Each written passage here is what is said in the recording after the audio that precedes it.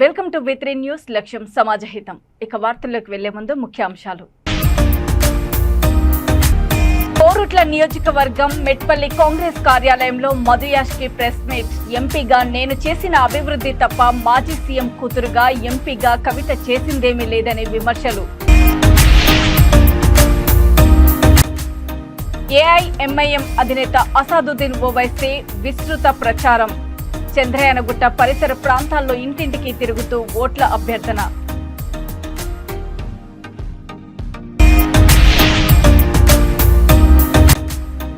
Kadiri TDP అభ్యర్థి కందికుంట ప్రసాద్ వాహనంలో నగదు గుర్తించిన పోలీసులు. 3 బ్యాగుల్లో 1.5 కోటి నగదు స్వాధీనం. సమగ్ర విచారణకు ఆదేశం.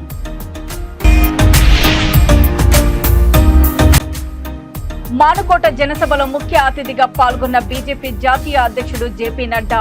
దేశ అభివృద్ధికి పాటుపడే ఏకైక పార్టీ బీజేపీ అని, మోదీని ప్రధానిని చేయాలని పిలుపు.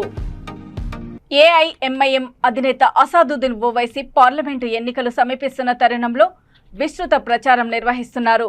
మంగళవారం చంద్రయానగుట్ట పరిసర ప్రాంతాల్లో ఇంటింటికి తిరుగుతూ ఓట్లు అభ్యర్థించారు.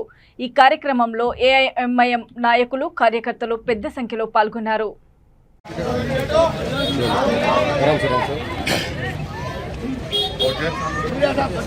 आप तमाम से गुजारिश है, 13 मई को बंदिश कोड दीजिए, वतन का निशान है। आप तमाम से गुजारिश है, 13 मई को इलेक्शन है, वतन के निशान कोड दीजिए। अम्मा शुक्रिया।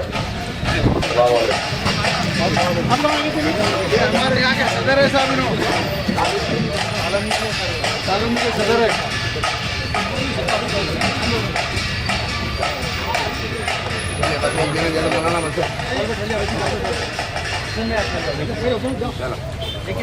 हुसैन हाथ में दे दो। बस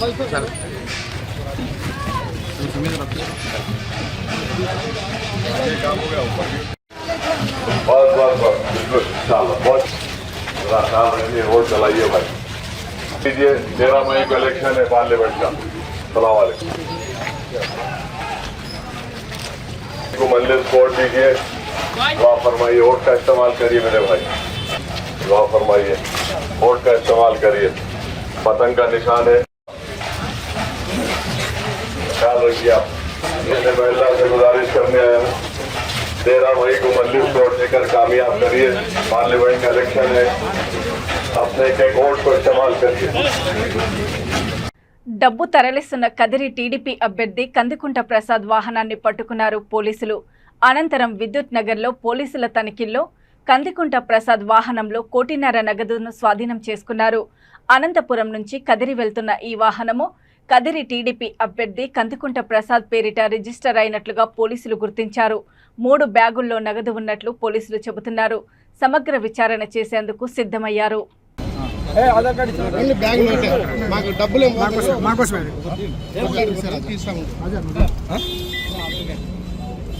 आधार कार्ड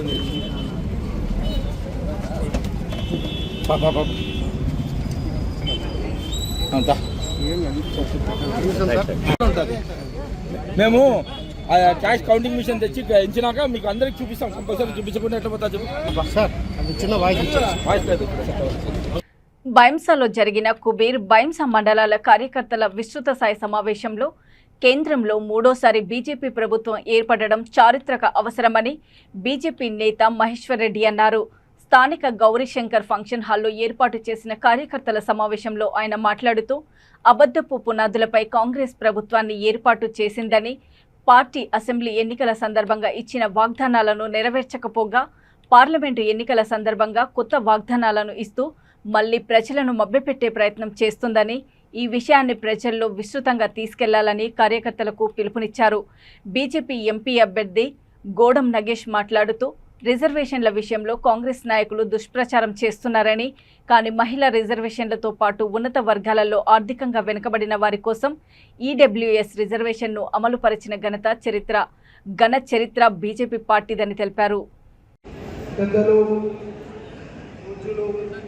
అందరికీ ఎంపీటీసీలు, జెడ్పీటీసీలు, పార్టీ ప్రెసిడెంట్లు, తర్వాత మన తెలంగాణ అసెంబ్లీ పక్ష నేత గారు గిరెడ్డి మహేశ్వర్ రెడ్డి గారికి, అలాగే మన స్థానిక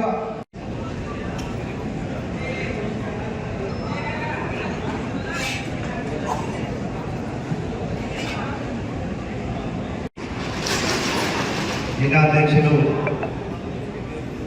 ఈ వేదికలో అధ్యక్షత వహిస్తున్న జిల్లా అధ్యక్షులు అనిల్ కుమార్ రెడ్డి గారికి, అదేవిధంగా అందరు దయచేసి కూర్చోవాలి.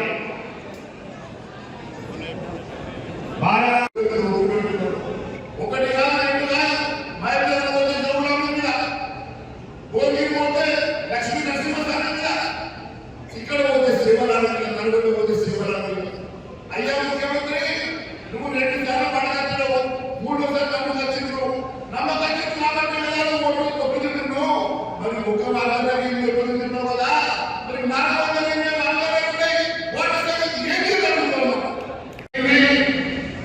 అసెంబ్లీ ఎలక్షన్లో నాకు 1,00,000 ఓట్లు 25,000 మంది గెలిపించినామని అందరికీ ప్రత్యేక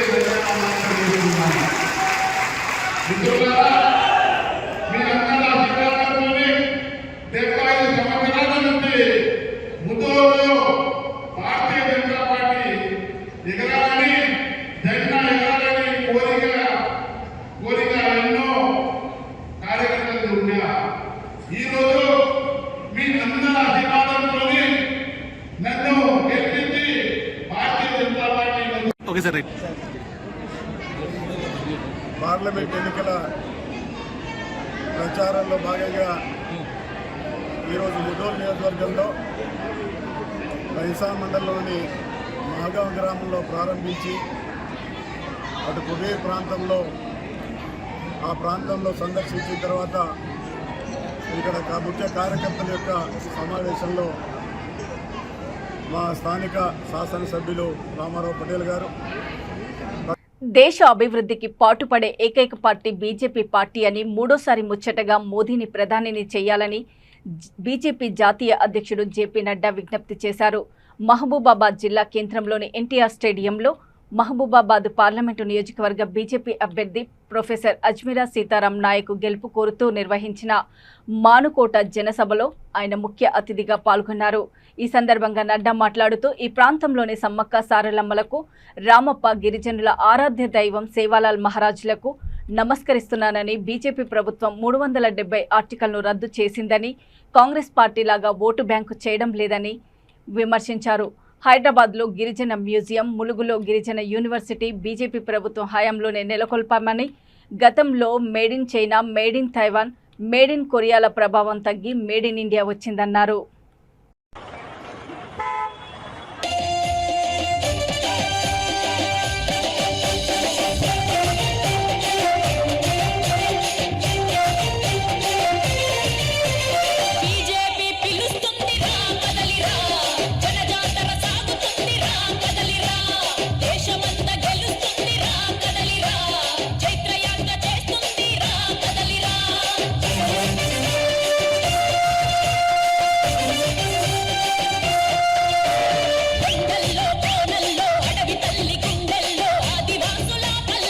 చేశాను కనుక నేను ఏమాత్రం ఎవరిని మోసం చేసి నేను బయటికి రాలే.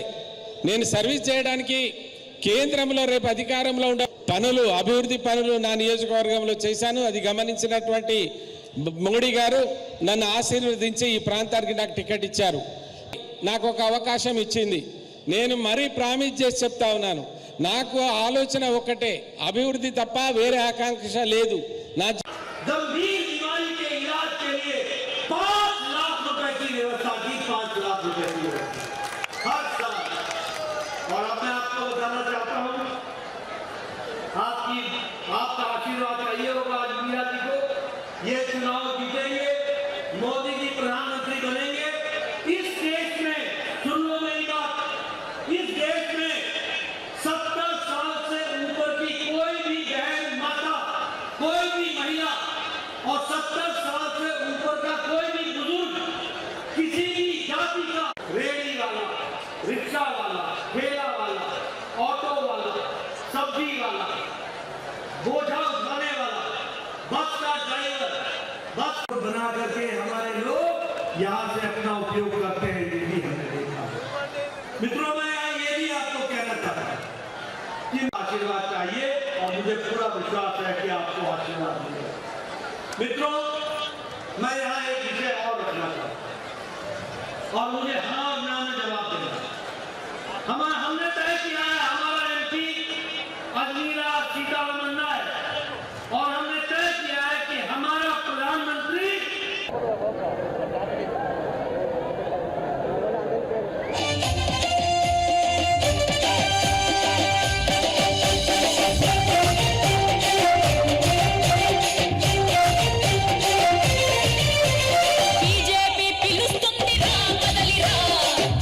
మేడ్చల్ జిల్లా బోడుపల్ మున్సిపల్ కార్పొరేషన్ పరిధిలో 25వ తారీఖు రాత్రి దేవేందర్ నగర్ కాలనీలో కాంగ్రెస్ ఇరుపక్షాల నాయకులకు విభేదాలకు పోయి గొడవ పడ్డారు. అంతటితో ఆగకుండా కాంగ్రెస్ నాయకులు జన్నరాజు తన అనుచరులు 50 మందితో కలిసి దానగల్ల లక్ష్మణ్, దానగల్ల శ్రీకాంత్, మైసగల్ల హరికృష్ణ, బొల్లం శ్యామ్, కృష్ణలపై విచక్షణ రహితంగా దాడి చేశారు. వారి తలలు పగలగొట్టడంతో పాటు తీవ్రంగా గాయాల పాలయ్యారు. అంతేకాకుండా కార్పొరేటర్ దానగల్ల అనిత యాదగిరికి ఈ గొడవకు ఎలాంటి సంబంధం లేదని, కానీ కావాలనే జన్నరాజు వారి మనుషుల కక్షపూరితంగా బద్నాం చేస్తూ ఇలాంటి చర్యలకు పాల్పడుతున్నారని గాయపడిన వర్గం వారు అంటున్నారు. దేవేందర్ గడ్డ మాదే అంటూ ఎవరు ఎదురు తిరిగినా ఇదే పరిస్థితి వస్తుందంటూ బెదిరింపులకు గురి చేస్తున్నారని మీడియా ముందు వాపోయారు.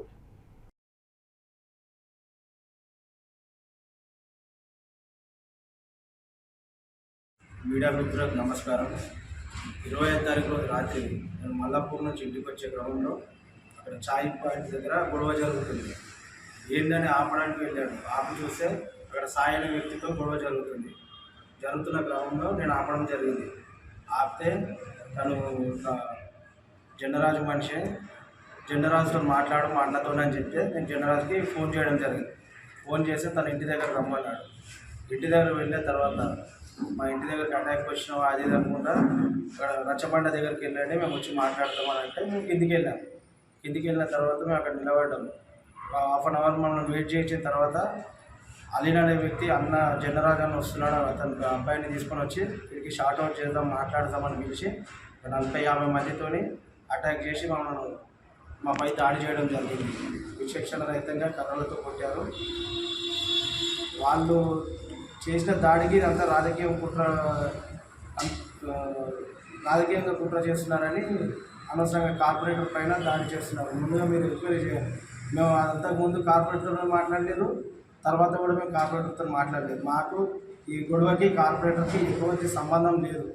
ఆయననే ఆ సాయి అనే వ్యక్తిని అటువంటి 100 మందిని ఓర్లను తయారు చేసి మాపై అనవసరంగా దాడికి పంపిస్తున్నాడు. మాకు ఎటువంటి సంబంధం లేదు. అతను ఫోన్ చేసి అక్కడ ఇంటి దగ్గర రమ్మంటేనే మేము వెళ్ళాము. మా అంతటా మేము పోయి ఇక్కడ గొడవ చేయలేదు. మాకు సంబంధం అసలు అతను గొడవకి కార్పొరేటర్కి అసలు సంబంధమే లేదు.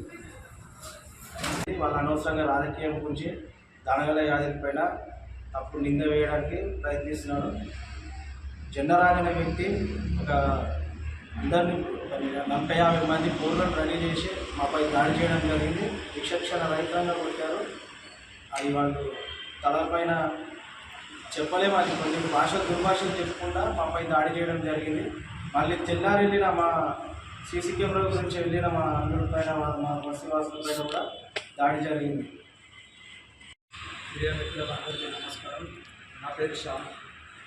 మా మామ పైన రాత్రి దాడి జరిగిందని పొద్దున 10:30 టైంలో సీసీ ఫోటోస్ గారికి వెళ్ళడం జరిగింది. నేను చూసే టైంలోనే జన్నరాజు మనుషులు 50 మందిగా ఇలా వచ్చిన తెలియదు కర్రలతో దాడి చేసి.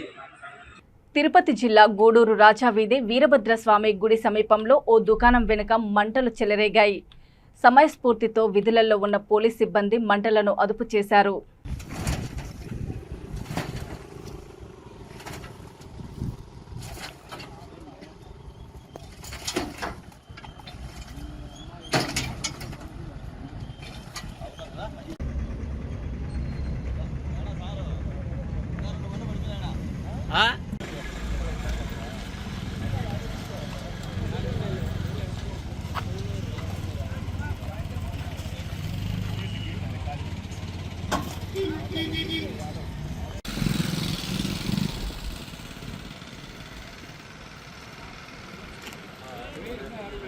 ఇంకా వెనకాల ఉన్నాయి సార్ 2 బండ్లు అడ్డంగా ఉన్నాయి. నువ్వు పక్కరానా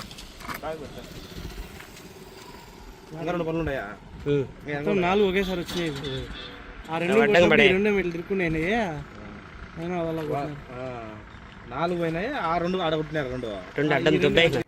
జగిత్యాల జిల్లా కోరుట్ల నియోజకవర్గం మెట్పల్లి కాంగ్రెస్ కార్యాలయంలో మధుయాష్కి ప్రెస్ మీట్ ఏర్పాటు చేశారు. తెలంగాణ పోరాటంలో ఈ ప్రాంతంలో ఎంపీగా నేను చేసిన అభివృద్ధి తప్ప మాజీ సీఎం కూతురుగా ఎంపీగా ఉండి ఈ ప్రాంతానికి చేసిందేమీ లేదని మధుయాష్కి అన్నారు. చక్కెర ఫ్యాక్టరీని స్వాధీనం చేసుకుంటామని రైతులను నట్టెంట ముంచింది మాజీ ఎంపీ కవితేనని అన్నారు. కవిత లిక్కర్ స్టేషన్లో ఇరుక్కుందని, బతుకమ్మ పేరుతో కోట్లు దండుకుందని అన్నారు. ఇక ఎంపీ అరవింద్కు నీడనిచ్చింది కాంగ్రెస్ పార్టీ అని, చెరుకు ఫ్యాక్టరీ తెప్పిస్తా అని రైతులకు అన్యాయం చేశాడని, నిజామాబాద్ పార్లమెంటు ప్రజలు ఆత్మీయులని అహంకారం చూపిస్తే కవితకు పట్టిన గతే నీకు పడుతుందని అరవింద్పై ఘాటు వ్యాఖ్యలు చేశారు. మిత్రులకి ముందుగా కృతజ్ఞతలు. షార్ట్ నోటీస్లో మా సోదరుడు తిరుపతి కృష్ణారావు గారు ఇచ్చిన వెంటనే వచ్చినందుకు తెలుపుకుంటూ ఈ మీడియా సమావేశంలో నాతో పాల్గొంటున్న మిత్రులు జైన్ వెంకట్ గారు, మా పెద్దలు నర్సగౌడ్ గారు, సింగారెడ్డి గారు, రాజన్ గారు, నా కాలేజ్ మిత్రుడు ఆనంద్ గౌడ్ గారు, సింగారెడ్డి గారు,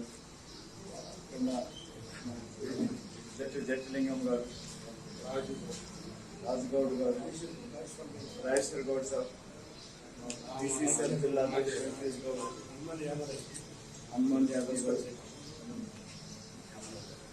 రామరాజు గారు, మా ముస్లిం సోదరులు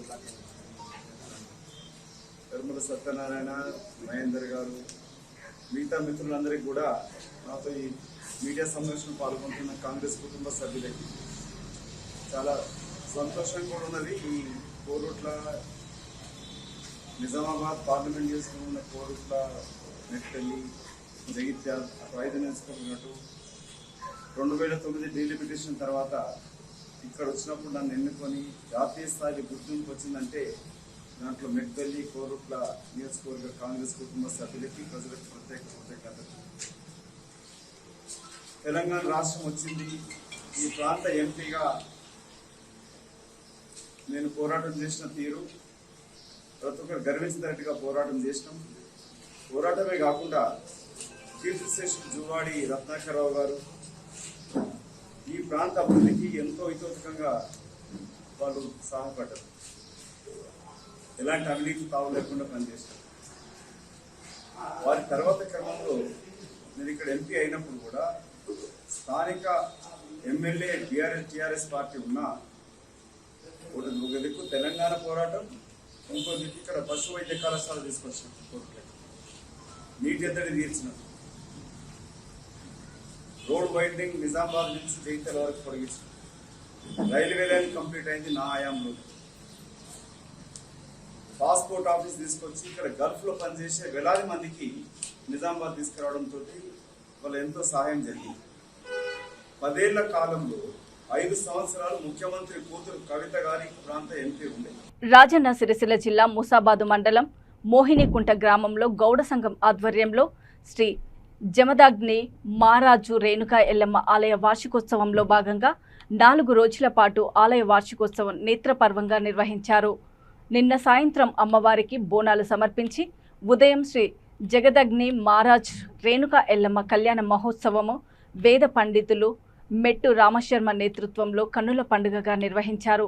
ఈ కళ్యాణ మహోత్సవంలో మండల ప్రజాప్రతినిధులు, ఎక్సైజ్ సిఐ శ్రీనివాస్, మండల గౌడ సంఘం నాయకులు పాల్గొని అమ్మవారిని దర్శించుకున్నారు. అనంతరం వచ్చిన నాయకులను, అధికారులను గౌడ సంఘ సభ్యులు శాలువలతో సత్కరించారు. బాగా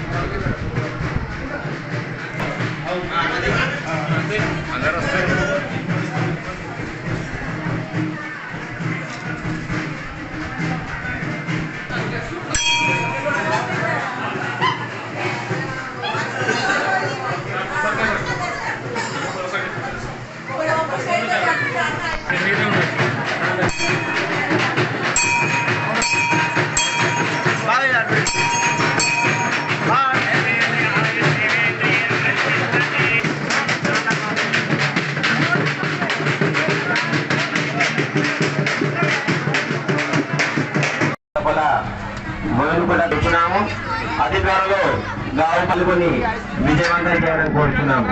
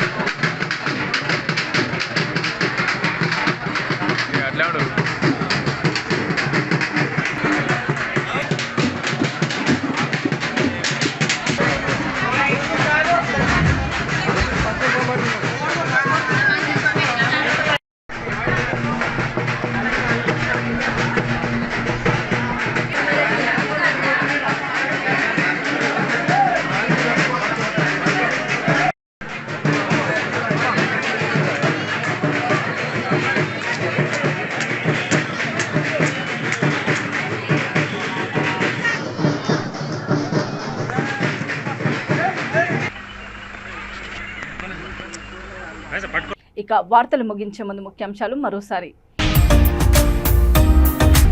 కోరుట్ల నియోజకవర్గం మెట్పల్లి కాంగ్రెస్ కార్యాలయంలో మధుయాష్కి ప్రెస్ మీట్. ఎంపీగా నేను చేసిన అభివృద్ధి తప్ప మాజీ సీఎం కూతురుగా ఎంపీగా కవిత చేసిందేమీ లేదని విమర్శలు.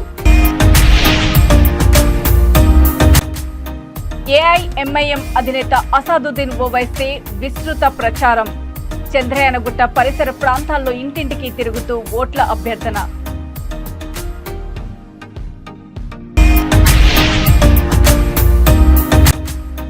కదిరి టీడీపీ అభ్యర్థి కందికుంట ప్రసాద్ వాహనంలో నగదు గుర్తించిన పోలీసులు. 3 బ్యాగుల్లో 1.5 కోటి నగదు స్వాధీనం. సమగ్ర విచారణకు ఆదేశం.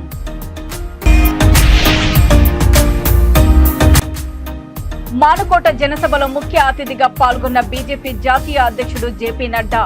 దేశ అభివృద్ధికి పాటుపడే ఏకైక పార్టీ బీజేపీ అని, మోదీని ప్రధానిని చేయాలని పిలుపు. చూస్తూనే ఉండండి V3 న్యూస్. లక్ష్యం సమాజహితం. నమస్తే.